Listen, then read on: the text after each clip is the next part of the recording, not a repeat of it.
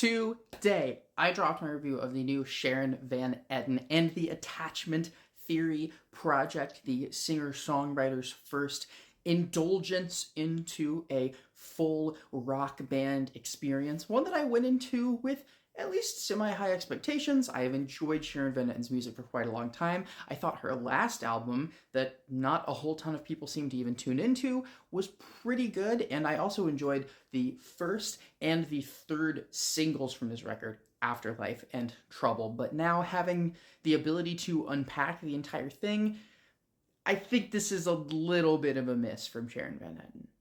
And for a lot of people going into this record that felt like this may not be the best idea for her, what we were anticipating was a more rambunctious rock and roll style, one that crowds out the intimacy of her vocals and blows apart the poetic nuance of her lyrics. And I will say, there are a handful of points on this record where the lyrics seem so breathtakingly literal that it almost doesn't feel like it can come from Sharon Van Etten. But for the most part, I actually like a lot of the rock instrumentation here, though it occasionally goes on heartland rock style crescendos that don't really feel earned by the compositions here.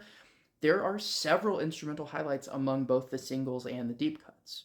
No, to my surprise, it's actually the songwriting that is my biggest issue with this record, which, obviously, given how long and how consistently Sharon Van Etten has been a great songwriter, is coming as a surprise to a lot of people. And while there are certainly some highlights here, some songs that really embrace the driving propulsive rock instrumentation in a really interesting way, and again, the singles Afterlife and Trouble, still two of my favorite Sharon Van Etten songs in a while, there is a lot of this record that just doesn't hit, just doesn't really stick with me, and doesn't really feel like it earns the builds and drives that it goes on. In my opinion, this is Sharon Van Etten's first miss in over a decade, and even then, it's hardly a bad album. It just kind of seems below her caliber. I don't know.